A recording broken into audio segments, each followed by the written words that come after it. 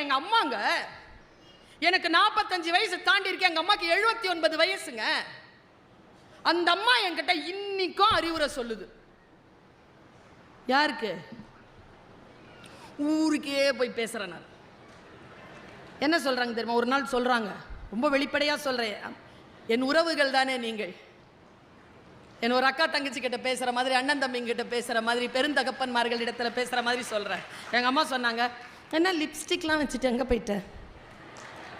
அன்றைக்கி லிப்ஸ்டிக்லாம் வச்சுட்டு அப்படியே கரெக்டாக வெளியில் கிளம்புறேன். ரெக்கார்டிங்கா? எங்கள் அம்மா இல்லைங்கங்க. எப்போ இப்போ கூட காரில் வரும்போது யோசி, எங்கள் அம்மா பற்றி யோசிச்சா சின்ன வயசில் என்ன ஃபோட்டோ ஞாபகம் வருது, என்ன முகம் ஞாபகம் வருதுன்னா, இந்த கண்ணை உருட்டிட்டு அப்படி சொல்லல, அதான் ஞாபகம் வருது.